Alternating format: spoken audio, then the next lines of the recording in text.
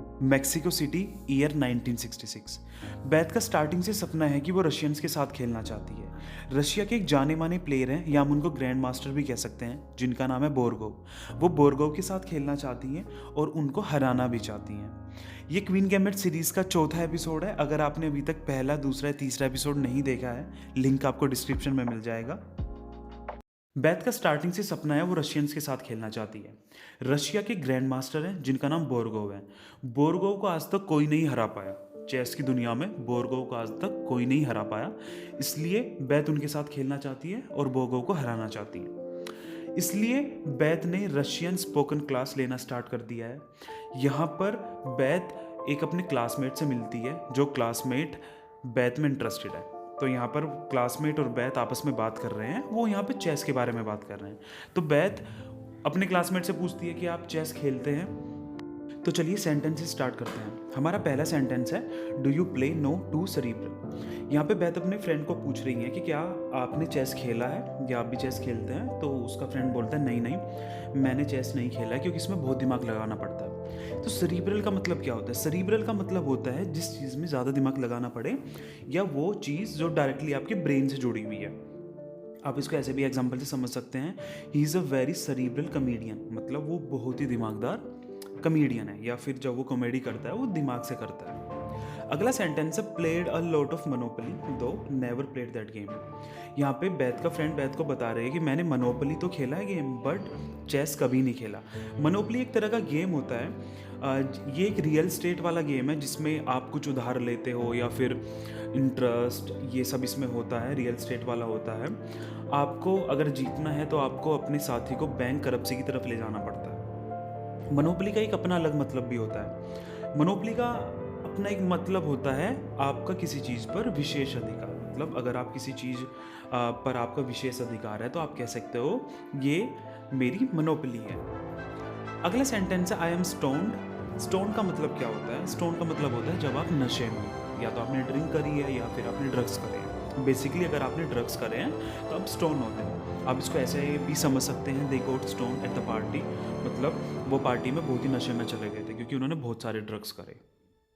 अगला सेंटेंस है, you might have called. You might have called का मतलब होता है आपने कॉल किया होगा, मेरे को नहीं पता बट आपने कॉल किया होगा शायद। माइट का यूज़ हम तब करते हैं जहाँ पे पॉसिबिलिटी होती है, आप श्योर नहीं होते बट पॉसिबल होता है कि ये चीज़ हुई होगी। अगला सेंटेंस है, I have a confession to make. I have a confession to make का मतलब ये होता है कि मेरे को आपको कुछ बताना है जो मैंने बहुत दिनों से आपसे छुपा के रखा था या किसी को नहीं बताया था। मान लो आप इसको ऐसे भी समझ सकते हो, I have a confession to make, I have lost that book you lent me. मतलब मेरे को आपको कुछ बताना है, मैंने वो किताब खो दी जो उनसी किताब आपने मुझे दी थी। मतलब जब आपको किसी को कुछ बताना है और आपने ये चीज़ छुपा के रखी है। अगला सेंटेंस है, आई हैव टू से I am really quite thrilled. यहाँ पे अल्मा बैथ को कह रही हैं कि मेरे को कहना पड़ेगा कि मैं बहुत खुश हूँ। थ्रिल्ड के लिए आप, या आप जब बहुत खुश होते हैं तो आप उसके लिए थ्रिल यूज़ कर सकते हैं या थ्रिल्ड यूज़ कर सकते हैं। आप इसको ऐसे भी समझ सकते हैं, I was thrilled to be chosen, मतलब मेरे को चुना गया, मैं बहुत खुश थी या मैं बहुत खुश था। अगला सेंटेंस है, he is got a green dacha that always seems to be at a disposal. Dacha का मतलब क्या होता है? डाच का मतलब होता है आप अपने आप को मूव करते हो किसी चीज़ से बचने के लिए। मतलब मान लो अगर आपको बाइसाइकिल आपको हिट करने वाली है तो आप तुरंत से एक तरफ हट जाते हो, उसके लिए आप डाच यूज़ कर सकते हो। इसके लिए आप ये एग्जांपल भी देख सकते हो, he dodged to avoid the hurtling bicycle, मतलब उसने अपने आप को बाइसाइकिल से बचने के लिए तुरंत साइड में हटा लिया। अगला सेंटेंस है, good lord it's enough to make a person positively giddy.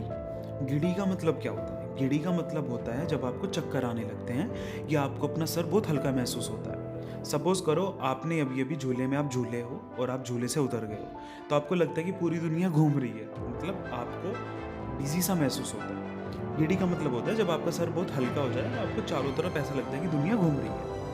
अगला सेंटेंस है, with sleazy Mexican salesman treating yourself adventure. पूरा सेंटेंस सिंपल है बट स्लीजी का मतलब क्या होता है? स्लीजी का मतलब होता है हम स्लीजी उस पर्सन के लिए लगा सकते हैं जिसका कैरेक्टर अच्छा ना हो, या फिर वो वल्गर हो, या फिर उनके कैरेक्टर में क्वालिटी ना हो, तो उनके लिए हम यहाँ पे स्लीजी यूज़ कर सकते हैं। यहाँ पे बैथ अल्मा के बॉयफ्रेंड को बोल रही है वो स्लीजी मैक्सिकन सेल्समैन है। अगला सेंटेंस है you are what they call an intuitive player are you not. Intuitive का मतलब क्या होता है? इंट्यूटिव का मतलब होता है, यहाँ पर अल्मा बैथ को कह रही है कि तुम इंट्यूटिव प्लेयर हो। इंट्यूटिव प्लेयर वो होते हैं जो फीलिंग्स पे भरोसा करते हैं rather than fact and proof. मतलब अगर आपको कोई डिसीजन लेना है तो आप अपने दिल या दिमाग पर जाओगे, ना कि आप जो सही है या गलत है फैक्ट के बेस पे उसको डिसाइड करोगे। जैसे आप इसका ये एग्जांपल भी समझ सकते हैं, most people have an intuitive sense of right and wrong. मतलब ज़्यादातर लोगों को सही और गलत की पहचान नहीं होती, या फिर अपनी फीलिंग्स के बेस पे वो उनकी पहचान करते हैं। अगला सेंटेंस है I have notice the move they applaud the loudest are the ones you make rather quickly. यहाँ पे अल्मा बैथ को कह रही है कि जो मूव तुम चेस में जल्दी लेती हो उसके लिए ऑडियंस तुम्हारे पर ज़्यादा, अपलोड का मतलब होता है खुश होना या फिर आपका स्वागत करना सीटी बजाकर या ताली मारकर। तो यहाँ पे अल्मा बैथ को बता रही है कि जब भी तुम जल्दी मूव लेती हो चेस में तो लोग तुम्हारी तारीफ करते हैं, फिर तुम्हारे बारे में बात करते हैं एक अच्छे वे में। अगला सेंटेंस है facing relentless pressure in the middle of the board. यहाँ पे बैथ अल्मा को बता रही है कि मैं जिस प्लेयर के साथ खेल रही थी वो बहुत प्रेशर महसूस कर रहे थे जब हम खेल रहे थे।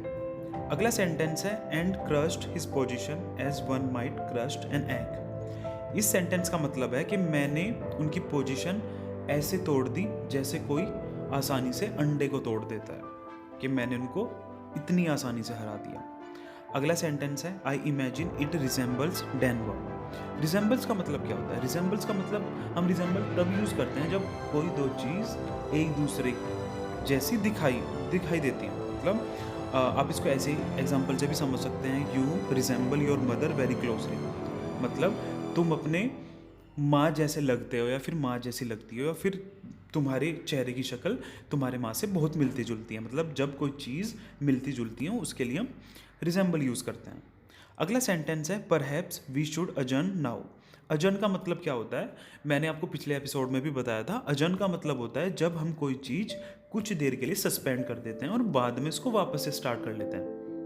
मतलब यहाँ पे बैथ अपने प्लेयर को बोल रही है कि क्या हमें कुछ देर के लिए रुकना चाहिए और उसके बाद दोबारा स्टार्ट करना चाहिए।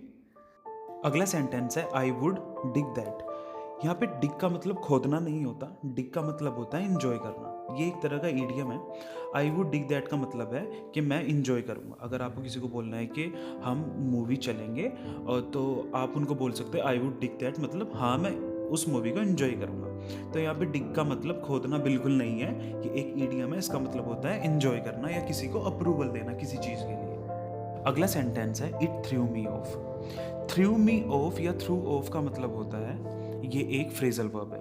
फ्रेजल वर्ब के मतलब बहुत सारे होते हैं, सिचुएशन टू सिचुएशन मतलब बदल जाते हैं।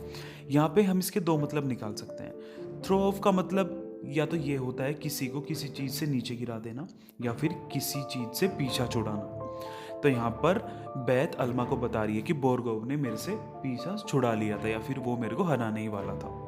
अगला सेंटेंस है from that point on the whole game was like a foregone conclusion.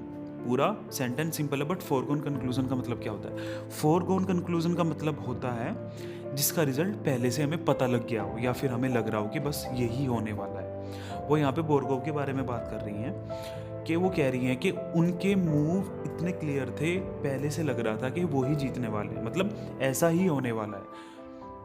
अगला सेंटेंस है अनइमेजिनेटिव सो ब्यूरोक्रेटिक। अनइमेजिनेटिव का मतलब है जिसके बारे में सोच भी नहीं सकते, मतलब जिसको सोचा भी नहीं जा सकता। ब्यूरोक्रेटिक का मतलब क्या होता है? ब्यूरोक्रेटिक आपने एक पॉलिटिक्स भाषा में सुना होगा, पर ब्यूरोक्रेटिक का सही मतलब एक ये होता है कि कोई ऐसा सिस्टम जो रूल्स के हिसाब से, फैक्ट के हिसाब से चलता हो और जो डिसीजन बहुत ही सोच समझ के लेता हो। तो यहाँ पे ब्यूरोक्रेटिक वो बोरगोव को बोल रही हैं, मतलब बैथ बोरगोव को ब्यूरोक्रेटिक बोल रही हैं कि उसकी हर चाल बहुत सोची समझी हुई, बहुत एक फैक्ट के ऊपर, या फिर ये कह सकते हैं कि जो भी उन्होंने डिसीजन किया वो रूल्स के ऊपर बेस्ड थे। अगला सेंटेंस है was the culprit in your mother's untimely passing. Culprit का मतलब क्या होता है? कल्प्रिट का एक मतलब ये होता है कि किसी ने अगर किसी चीज़ को करा है या वो अपराधी है या गिल्टी है, उसको हम कल्प्रिट बोलते हैं। कल्प्रिट का एक दूसरा मतलब होता है किसी चीज़ का कारण। आप इसको ऐसे समझ सकते हैं, ये example low level ozone pollution is the real culprit, मतलब लो लेवल ओजोन जो है वो पोल्यूशन का रियल कारण है। तो यहाँ पे मिस्टर व्हीटली बेथ को कह रहे हैं कि तुम्हारी माँ की जो अचानक मृत्यु हुई है उसका एक कारण ये था। अगला सेंटेंस है I can't be going off to a Mexico. Going off या गो ऑफ, वेंट ऑफ, ये एक तरह की फ्रेजल वर्ब होती है। इसका मतलब होता है एक जगह से दूसरी जगह पर जाना। यहाँ पे मिस्टर व्हीटली बेथ को बता रहे हैं कि वो मर गई है बट मैं मैक्सिको नहीं आ सकता, मेरे को काम है, क्योंकि उनको मिसिस व्हीटली से कोई लगाव था ही नहीं। तो वो बेथ को सब हैंडल करने के लिए कह रहे हैं। आप इसको ऐसे भी एग्जांपल से समझ सकते हैं, she went off to get a drink, मतलब वो ड्रिंक लेने के लिए चली गई। ये एक फ्रेजल वर्ब है। अगला सेंटेंस है there is an autopsy in the morning and I have to buy new plane tickets. यहाँ पे बेथ मिस्टर व्हीटली को कह रही हैं कि सुबह के टाइम ऑटोप्सी है। ऑटोप्सी का मतलब क्या होता है? पोस्टमार्टम, मतलब उनकी मौत हुई कैसे है उसका कारण ऑटोप्सी के बाद पता लगता है। ऑटोप्सी एक तरह का मेडिकल एग्जामिनेशन होता है जिसमें बॉडी किस तरह से मरी है उसका रियल कॉज पता लगता है। अगला सेंटेंस है good you do that, I am strapped for the cash right now. पूरा सेंटेंस सिंपल है बट स्ट्रेप्ड का क्या मतलब होता है? स्ट्रेप्ड फॉर द कैश का क्या मतलब होता है? स्ट्रेप्ड का मतलब होता है, या फिर स्ट्रेप्ड फॉर द कैश का मतलब ये होता है जब आपके पास पैसे ना हो या बहुत ही कम हो। तो अगर आपके पास पैसे कम है तो आप उनको बोल सकते हो I am strapped for the cash right now, मतलब मेरे पास पैसों की इस टाइम कमी है। आप इसको इस एग्जांपल से भी समझ सकते हैं, can you lend me $10, I am a little strapped for the cash. क्या तुम मुझे $10 उधार दे सकते हो? मेरे पास अभी पैसों की कमी है।